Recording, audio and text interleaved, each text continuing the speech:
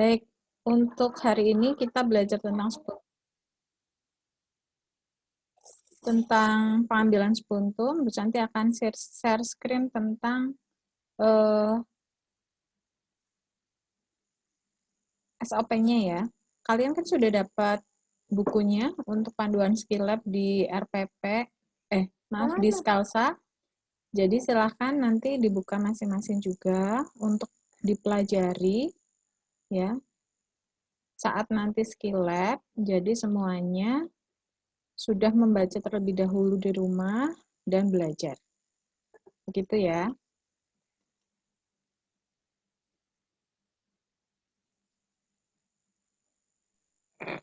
Iya, Bu.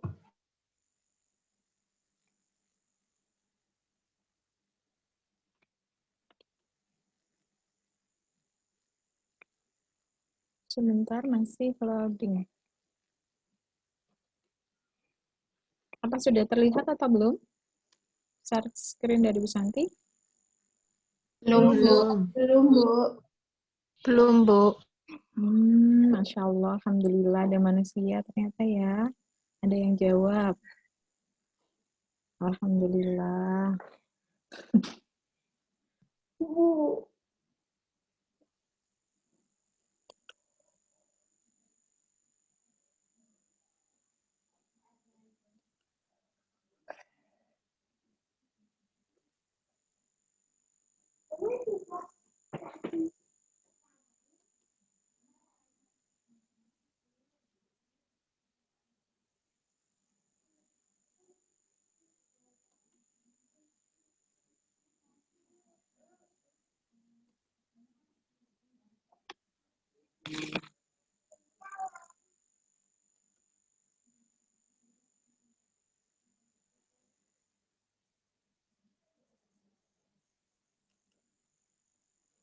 Sudah terlihat atau belum?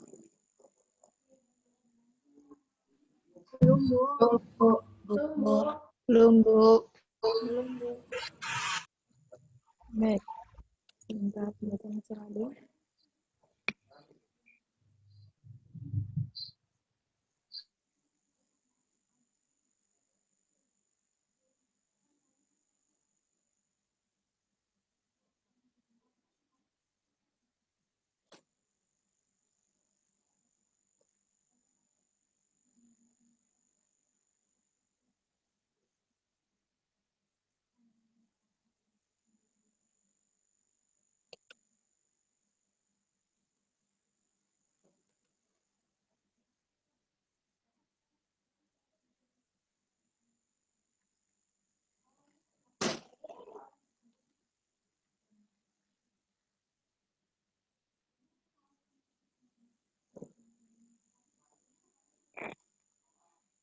Sudah terlihat? Belum, Bu. Belum. Belum, Bu.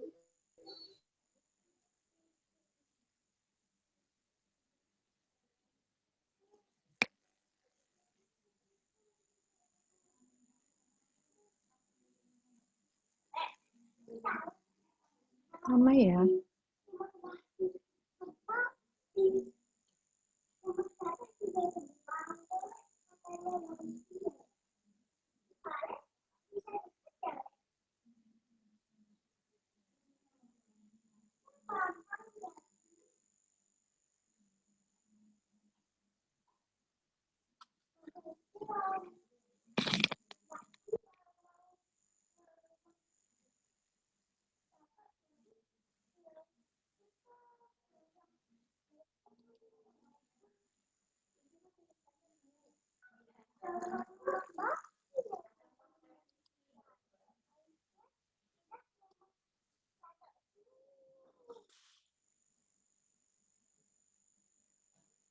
Sudah terlihat atau belum, Mbak, Mas?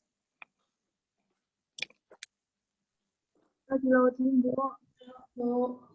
Masih Baik. loading, Bu. Baik.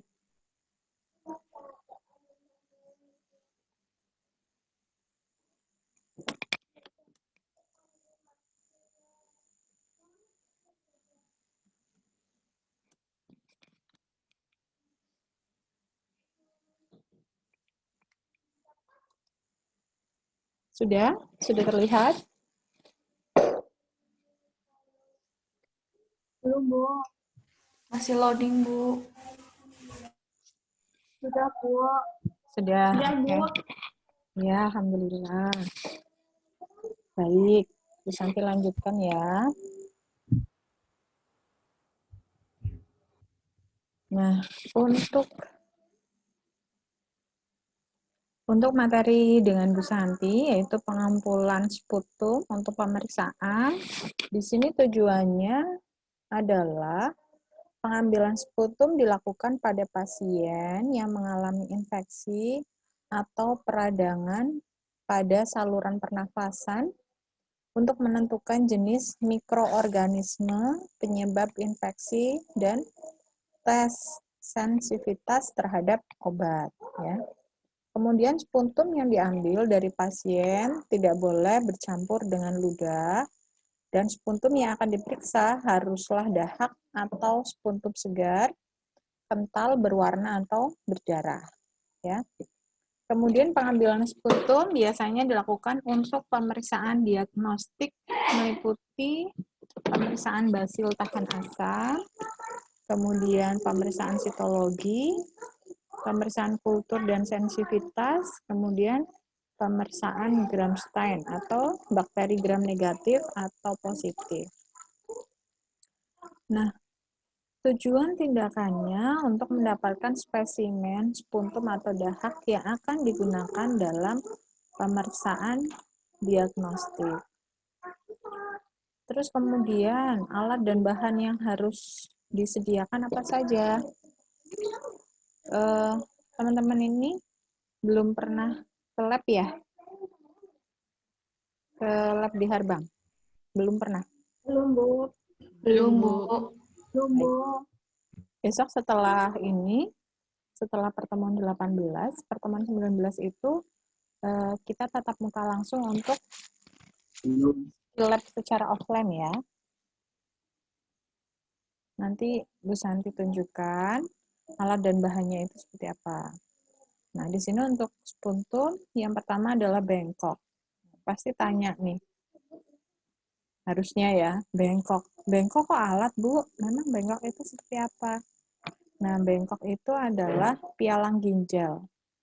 Ya, tempat sampah yang bentuknya itu bengkok, jadi sering disebut dengan bengkok. Jadi setiap melakukan tindakan medis, kita biasanya bawa tempat sampah medis ini, namanya bengkok. Kemudian kantong plastik atau kontak untuk membawa spesimen ke laboratorium. Nah, ini kotaknya ini atau tabungnya ini sesuai dengan yang disediakan atau SOP di rumah sakit. Ya, ini digunakan untuk sebagai tempat penyimpanan dari sputumnya. Kemudian selanjutnya adalah sarung tangan bersih, ya. Sarung tangan medis itu yang kadang berwarna putih ya atau biru. Kemudian gelas kumur, kemudian tisu, ya.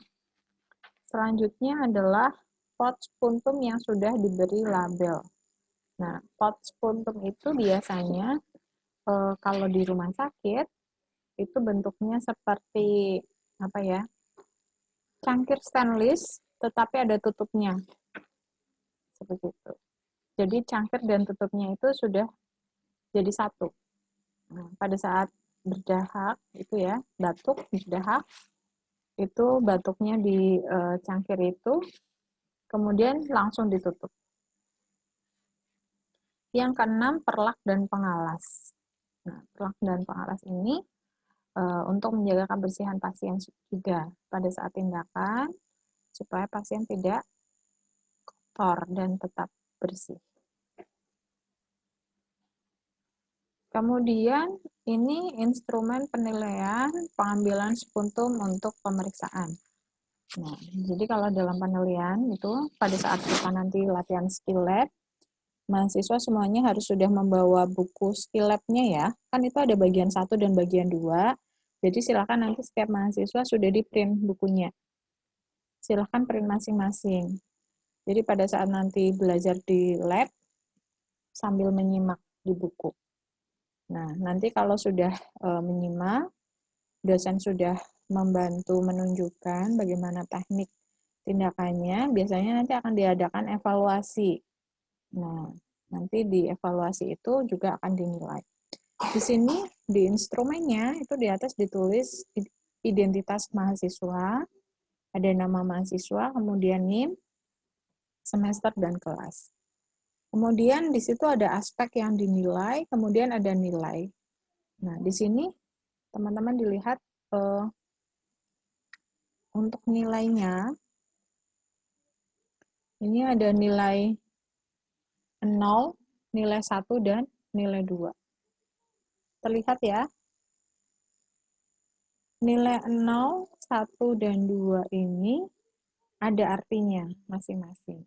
Jadi nilai 0 itu kalau mahasiswa tidak melakukan tindakan sama sekali. Kemudian kalau nilai 1 melakukan tindakan tetapi masih belum sempurna.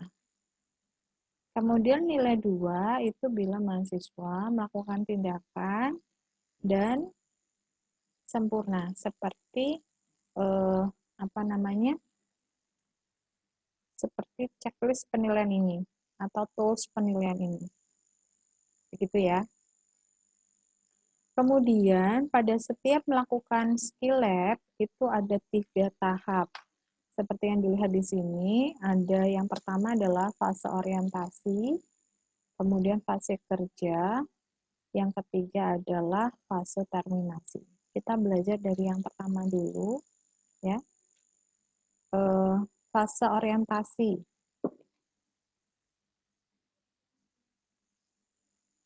Fase orientasi yang pertama adalah mengucapkan salam dan memastikan identitas klien. Jadi pada saat kita mau melakukan tindakan, kita kan masuk dulu ya ke ruangan pasien. Di situ kita mengucapkan salam. Misalnya, Assalamualaikum Ibu, selamat pagi. Perkenalkan, ya, nama saya Perawat Prasanti yang bertugas pada shift pagi hari ini, ya. Terus kemudian memastikan identitas pasien. Maaf, Bapak A misalnya, yang beralamat di Banyumas, misalnya seperti itu. Nah, kalau pasiennya menjawab iya, berarti sudah benar ya. Nah, jangan sampai kita mau melakukan tindakan, tetapi salah pasien, gitu. Terus kemudian yang kedua tadi memperkenalkan diri, ya, sebutkan nama kita, jelaskan kalau kita perawat yang bertugas pada hari itu untuk membantu pasien. Nah, kemudian yang ketiga, menjelaskan tujuan tindakan dan prosedur pelaksanaan. Jadi, informasikan bahwa di sini saya perawat akan membantu Bapak untuk mengambil dahak. Tujuannya untuk pemeriksaan laboratorium, gitu ya. Kemudian nomor 4, meminta izin kepada pasien dan keluarga. Jadi sebelum melakukan tindakan, kita memberikan inform consent dulu. Inform consent itu apa, Bu Santi? Inform consent itu persetujuan tindakan, ya. Supaya kita pada saat melakukan tindakan juga legal, gitu. Terus kemudian yang kelima, mengkaji kemampuan klien untuk mengeluarkan spuntum dan status pernafasan klien.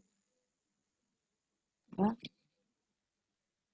Kemudian fase kerjanya adalah nomor 6, mencuci tangan dan memakai sarung tangan.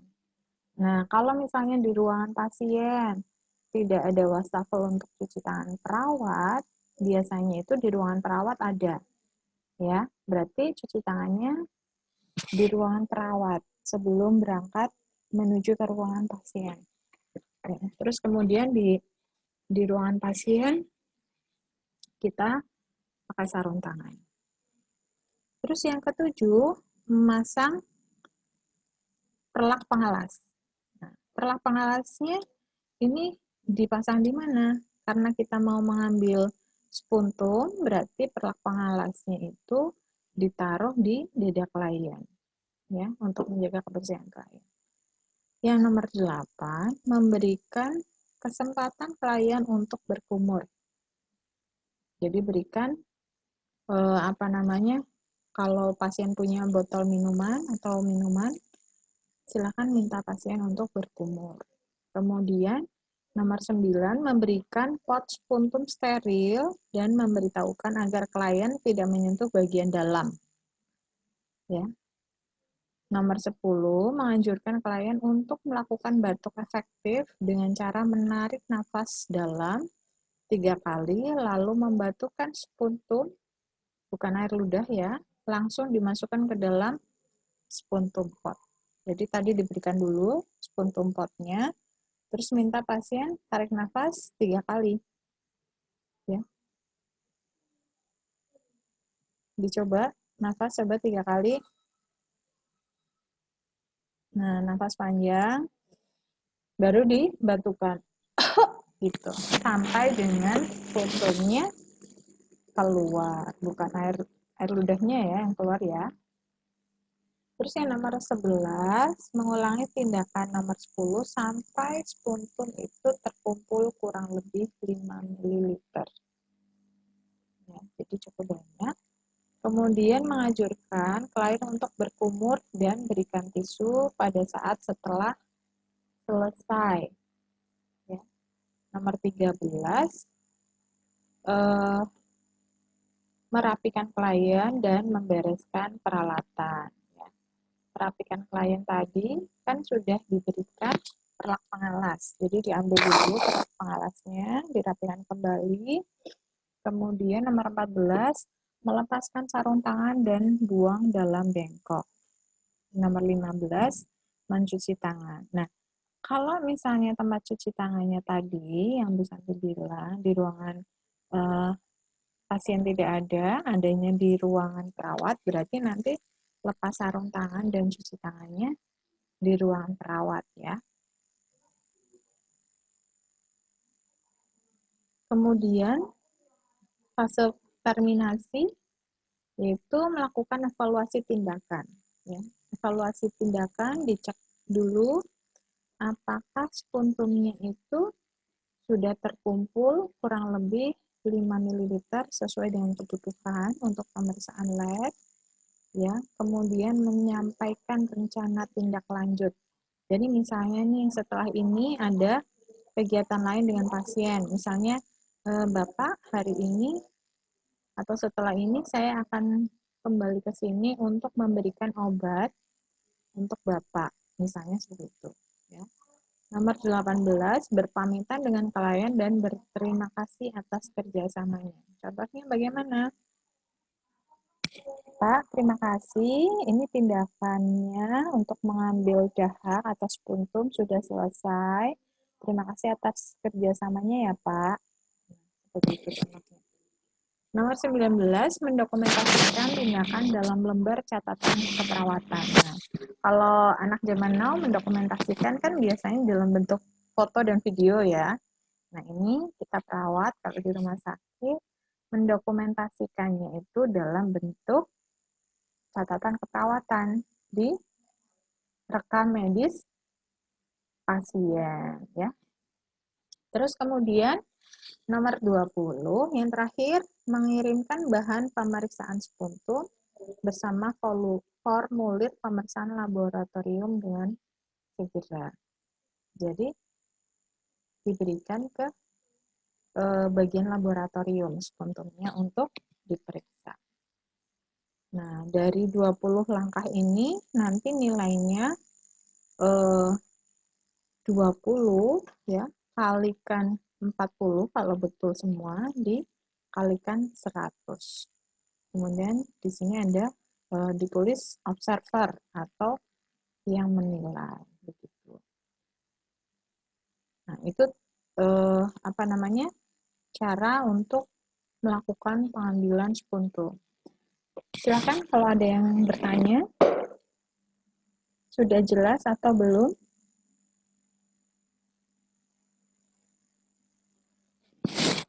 Sudah ngantuk semua? Apa tidur ini? Nggak ada yang menjawab? Belum, Bu. Sudah jelas semua berarti?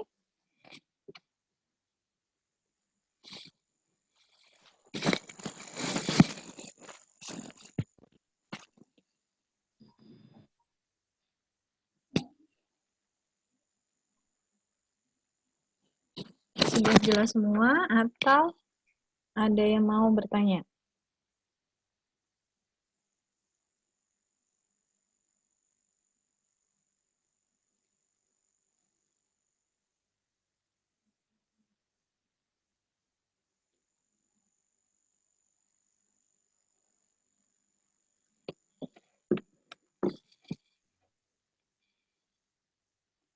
Ada yang sudah pernah jadi pasien saat pengambilan spuntum? Busan,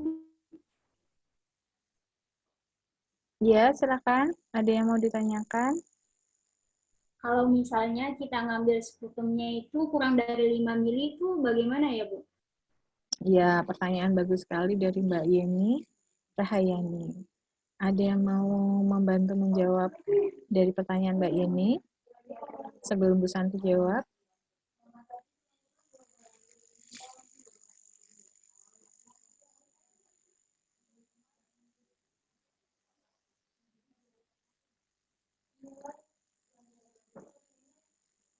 Nggak ada.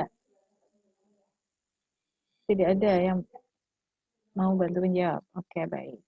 Nah, setiap pemeriksaan laborat itu memang biasanya ada batas minimal untuk spesimen yang diperiksa. Tujuannya apa? Tujuannya untuk efektivitas hasil dari pemeriksaan. Jadi memang kalau misalnya kurang dari 5 mili, lebih baik ditunggu untuk diminta pasien batuk efektif kembali supaya spuntumnya itu mencukupi. Jadi misalnya nih, Pak silakan batuk lagi. Ini belum kepengen batuk.